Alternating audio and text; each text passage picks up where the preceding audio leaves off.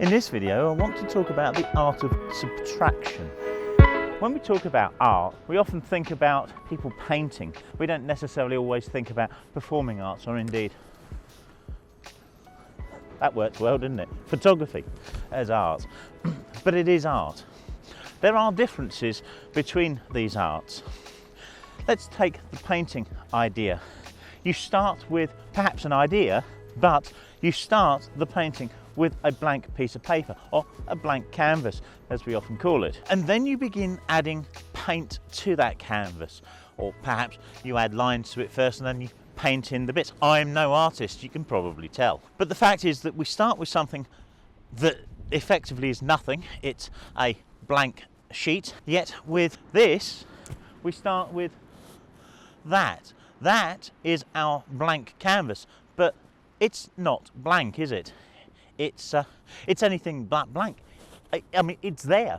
And this leads to very common problems with photography. And it's a problem that we all suffer one way or another. Whether we are noobs or seasoned photographers, the one thing we've always got to remember is that that is there.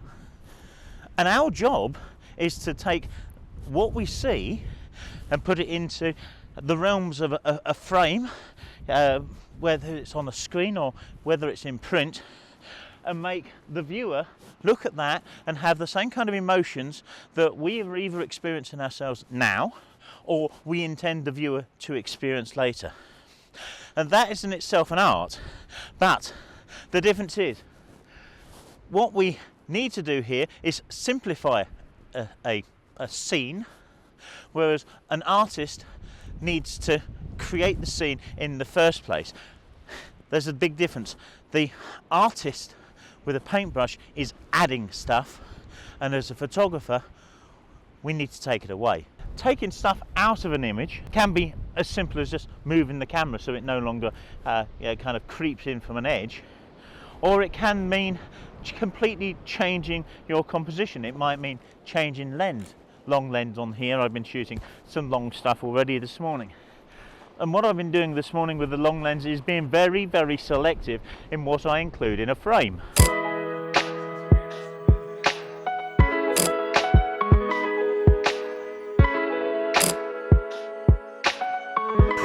And as I've already said, this isn't something that just newbies need to bear in mind. I mean, obviously you've got to bear it in mind whether you're a seasoned photographer or not. Sometimes just raising the camera to your eye and taking the shot is kind of what we do, and often these are kind of documentary shots rather than anything else. The point being, it's all too easy to complicate a photograph, and we all do it. Less is more. Now you might think that having the big expanse of not very much around me would make this idea of keeping it simple, stupid, kiss, relatively easy. Well, I can assure you it's not, because whilst we have over here something relatively simple, you can just about see creeping into frame the rocks and such at the bottom down here, and they are stopping it being simple. Beyond the rocks, we have the relatively simple stuff, and maybe, just maybe, there's some shots there. It looks nice to the eye. And another thing we always need to remember is what looks nice to the eye isn't necessarily going to work as a photograph. We have to always take these things into consideration. Often the biggest and simplest trap we fall into is saying, oh, that's a lovely scene, I'll take a photograph of it, and then snap, and later on you think, oh, I don't know, that doesn't work, does it? Happens all the time. If you're enjoying the video and you enjoy the channel and the content, please click the thumbs up button. It helps so much. If you're not already subscribed, go and subscribe. Heck, the one thing that you can really do to help the channel is just share it. Share the video with your friends and other people that you think it might be useful to. But if you really want to help out and support me, there's a Buy Me a Coffee link down below. Every little donation really does help. I've got prints for sale, and you can go and check out my website appearing on screen right now, probably somewhere down here. So I have a shot lined up here. It's nothing spectacular, but it does kind of just give you the idea of simplicity. It's effectively just a kind of portrait vertical shot looking through this sea, trying desperately to avoid the footprints in the sand here, capturing this first pool, if you like. It's not really pool, but yeah, a bit of water running out, and then just looking straight out to the waves. And it's just really a case of me just catching a shot when there's a wave breaking. So we've got layers layers going through the shot, but it's simple, and yeah, there's no argument as to what it is that the viewer is asked to look at, because it's a beach, it's crashing waves, there's nothing confusing, there's nothing to take the eye off. The eye can just run straight the way through the shot. I hope you like it. Okay, so it's not a great shot, but it does illustrate the point of cleanliness, or rather this one does. You see, this is the edited version, and this is the unedited version, and you'll see there's just little bits of flotsam, some stones and such in the foreground, and it makes a difference. For another shot I've got low, and I'm just following the line of this water going in down there, similar to the last one.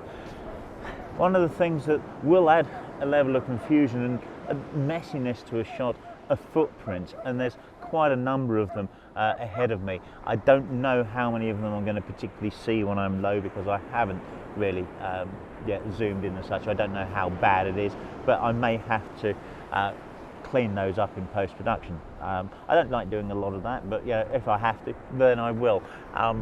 Obviously, it would be preferable to not get them in, but it was relatively clean when I got here before I shot the last piece of the camera, and since then dogs and people have just walked through, so you can't control them. You know, it just happens, doesn't it? Get your timing right, get out at the right time, get out early when nobody else is out, and yeah, that's the only way you can kind of manage that.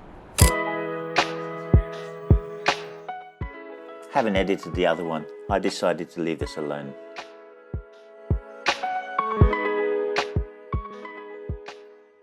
So you can see that even in relatively clean spaces, getting a clean shot isn't always the simplest of things. You know, working around other people and getting them in shots or damaging the shot that you've lined up and such is a problem, and sometimes you just want to abandon a shot because of it. Sometimes abandoning the shot is just worth doing, or taking the shot for the fact that it gives you a memory that you perhaps, if you can, want to come back and shoot it at a different time when you're not going to be disturbed in this way. I think I may have brushed upon it earlier, but one of the things for me that I really do not like on images is all of these stones. They provide just visual noise, as far as I'm concerned, at least. I mean, your opinions may differ. I mean, obviously they're very much part of the natural landscape, but the lack of order on them, the higgledy-piggledy-ness of them, the fact that they're different colours and such and can grab the eye, when what you're trying to do is simplify an image, including too much of that can just make things really cluttered. Now, of course, that's not a hard and fast rule, because here it's very much a kind of strand line, and it's providing a leading line down to, well, in this case, not very much. I'm not saying don't shoot stones. What I'm saying is be careful of shooting stones and rocks and such on beaches. Be very aware that they can cause visual noise rather than actually aid your composition. So positioning of them is incredibly important, and if there was a subject down there behind me, then they might work, but I don't think they do in this instance, and I've been trying to avoid them. If you'd like to come to Norfolk, it's not always this windy, I can assure you, and do some workshops and some training and such with me, then feel free to get in touch. We have holiday cottages around the coast. There's one just a couple of miles away from Cromer Pier being behind me here. one of the gems of Norfolk is Cromer. So you can have residential stays, or if you're local, obviously we can do one-to-ones on a day for a morning, anything like that. Get in touch. A beach such as this, with a degree of popularity, I mean, yeah, we're between two kind of seaside resorts here. Cromer Pier behind me and East Runton up there. You know, there's not a great deal of space between these two places, and they're very popular even in the Twixtmas season, where what are we, the 28th today, I think, of December. The popularity of these places is good, because it creates problems, but it creates opportunities as well. So over here, for instance, we have this couple walking with the dog. Lone figures on beaches are absolutely great. When I say lone, I mean I include couples in this lone concept here. But if you can single out people that are just kind of walking around, particularly if they've got a dog, and kind of hone in on them, keep the image clean, and yeah, you can create some really great shots. You do need to reel off quite a few often, because sometimes their foot placement just looks awkward, or the dog's in the wrong place, or there's something you haven't noticed. Don't ever be worried about cropping in and getting rid of little bits of unwanted stuff, because often, yeah, you're working a bit like a street photographer here. It's a discipline I call street beach. Having somebody with an interesting colour, something that really kind of stands out in contrast, is really rather useful as well. And when you're timing these shots, try to get it so that there's space between people. You don't want the confusion of having one person stood in front of another, or even to the point of having their arms kind of crossing as they're walking, or that was a really bad mime. But you know, or their legs kind of getting in the way of one another. Don't forget that our brains, when we're seeing these people walk, seeing the motion, everything makes sense. But if you freeze that, and their legs are in weird positions or something, as they're going to be when you freeze any kind of motion, it just doesn't look right. So timing and framing is really important. You may well have to run off a number of shots. If your camera's capable of shooting in burst mode, use burst mode. So notice how the legs of these two people are spaced. It looks natural, there's a good space in between them. Whereas this one, there's just something awkward about it, isn't there? The fella's legs are just kind of crossed over. It looks like he's about to fall over. I mean, he could almost have been twisted his foot backwards. It just doesn't look right. And you may need to run off a number of different shots to get these right, because of course you don't have control of these people. It's also something that you might consider that, having a perfectly clean shot isn't necessarily also what you want here. If you've got some of the stones and such in the corner of an image, whereas otherwise it might just be completely kind of clean sand, don't worry too much about that, because it will just provide that little point of interest. And actually, as I'm doing this to the camera here, I'm conscious that I'm covering my face. And this is what I was saying earlier about shooting something that provides areas of tension. I didn't call it that then, but effectively they're areas of tension. Whenever you've got something involved, crossing something, as I am here with my face, it doesn't look right. So in this image, we're using these rocks down in the right-hand corner as an anchor point to take the eye up to the subject, which is particularly handy here because we're working with diagonals. Something else you can do at the beach to create simple images is to just shoot the pools, a little like we have here. Now, the light and the wind is making this a little bit more awkward.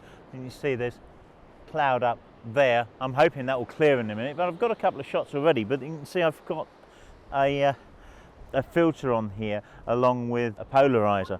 The reason really is the wind, because I'm shooting the top of the water. I don't want to complicate the image by having all of the ripples on the top of the water from the wind. Yeah, that just does not work. So I'm using the polarizer to darken the reflections down, and I'm using a 6-stop filter so I can smooth out that ripple, that surface. That's the word, isn't it? Surface. Amazing how I forget, yeah, the simplest of worms sometimes. And because this wind is really quite fierce and I'm shooting kind of 10-second shots, I've got to make sure that I don't get camera vibrations to it, so just a bit Batman-esque. Sometimes when you're trying to get a shot to illustrate a point in these videos, it just doesn't go the way you hoped. And this is one of those shots. So this is a shot that I took at a different beach in winter, but much better light, and demonstrates my point a little bit better. It's quite a nice shot. Whenever you feel that the environment might be a little too busy to take a clean shot, to take a simple shot, stop looking at the environment as a whole. Yeah, it's quite nice. But if you start looking at the things within the environment, then you might start to find the better photos. You see, I feel that there might be something interesting in this old lump of, well, it's not, I call it driftwood. I mean, it's big, but the way the sand has kind of come up against it, I don't like the way there's too many kind of, well, probably footprints around it. That's taken my the gloss, should we say, the shine off of it for me. But you know what?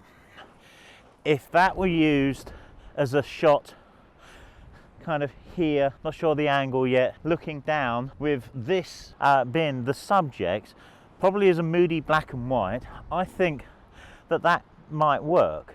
So you can see I've set the tripod up low here. The reason I'm coming in at a low angle is because there's a big gap between the end of this lump of wood and the horizon line, and I want to keep that as small and short, as close as possible. Nice bit of light hitting the pier building over there now, but the rest of the lights are relatively flat, which isn't a problem here. So just because I'm lazy as much as anything else, I've left the filter on here. So I've got a 6-stop filter, which is allowing me to just lengthen that shutter a little bit to blur the background even more. I do not want the background sharp. I've already run a couple of shots off at kind of f8 because I want to make sure that I try to maintain sharpness throughout the length of the wood, but I've got to be careful of how I deal with the sharpness throughout the image. Well, I've got to swallow my pride. This didn't work terribly well either. Not my best day for photography. So remember, always try to keep your photography simple.